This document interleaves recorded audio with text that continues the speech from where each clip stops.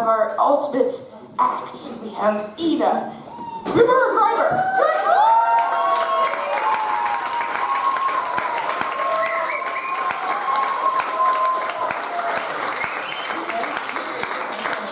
I love the energy tonight, that's great. My name is Ina. I'm a compassionate philanthropist, and as such, I was born with a very rare genetic predisposition. It's in my DNA that I want to save the world. Thank you. And as such, I ended up working in humanitarian and development aid. And you might be wondering now, okay, what exactly is she doing? You know, is she a doctor curing malaria? Is she a civil engineer building schools in Africa? I know, very cliche. Even better, I am a manager. Yeah, it's a bold thing to say these days, but I really enjoy optimizing processes and structures because I believe if we work more efficiently, we can help other people more effectively. And if I had known about this career choice when I was young, you know, I would have, you know, as a 10-year-old, I would have sat in my room, stared at the wall, and be like, oh my God, when I grow up, I wanna calculate budgets in Excel, I wanna build PowerPoint presentations, and I wanna strategize a solid game of solitaire on Windows 95. Yeah. But, of course, I didn't know about this career option back then. Instead, my career aspirations were heavily influenced by US American television. When I was young, I wanted to be Matlock. Yeah, do you guys know Matlock? Yes, some more TV addicts down here, really great. Matlock is a criminal defense attorney in his 60s, very calm guy. And he would always wear those light grey suits as his trademark, right? And it was way before any shade of grey became sexualized in pop culture. I was wondering, like, how come I admired this grey old dude while I was, you know, surrounded by posters of pop stars like the Hanson brothers? And I realized it because he was fighting for justice.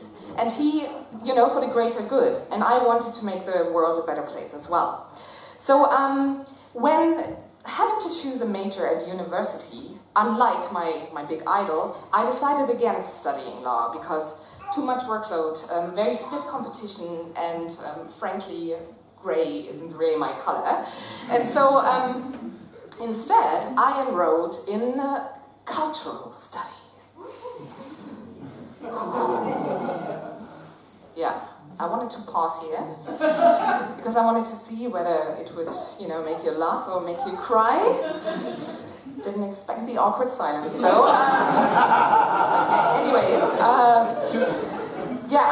I enrolled in cultural studies because I wanted to better understand the root causes of today's global conflicts and crises. And after 5 years of intense labor, you know, researching which culture brought about the best cocktails.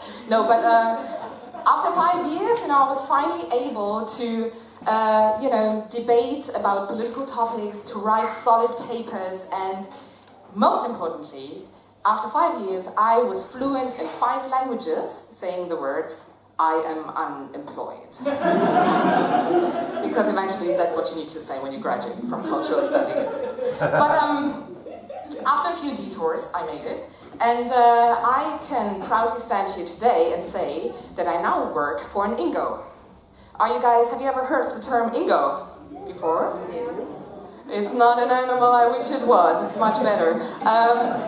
It stands for International Non-Governmental Organization. It's basically 40 letters shortened to 4.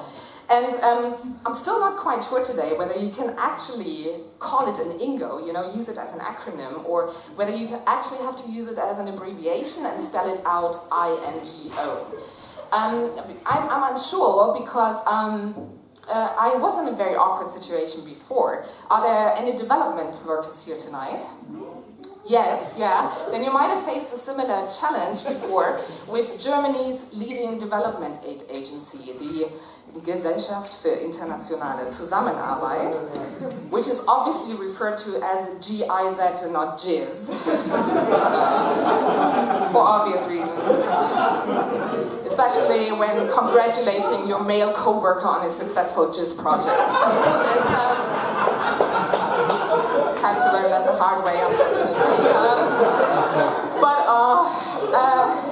So I'm just gonna be brave here and keep calling. I'm just gonna keep saying I'm with an Ingo. At least if somebody doesn't know the term, they think I'm dating a sexy guy on Tinder. And being a manager at an Ingo requires not only intercultural skills but also managerial skills.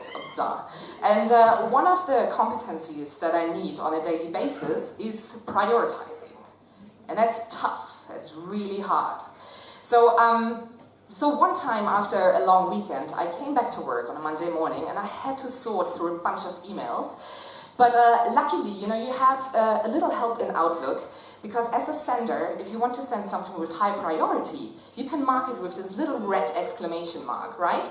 And so I had 2 emails with this red exclamation mark in my inbox. And so I said, okay, I'm gonna open them first. And so I opened the first one and it read, Rohingya crisis has worsened. 600,000 people threatened and displaced, we have to act now. And I was thinking, yeah, definitely, this is gonna be on my top priority list for today. And then I was thinking, okay, what's the second email gonna be like? I mean, did I miss out on another crisis that has erupted? And I hesitantly clicked on it, and it read, clean out the fridge. By Friday, regards, office management. And I mean, these are the challenges that we face, what am I gonna do first? Saving lives or saving my milk from being thrown out of the fridge? So anyways, these are the kind of dilemmas that we managers face, and if you guys have any suggestions, please come up after the show and give me your tips. I'm open for anything.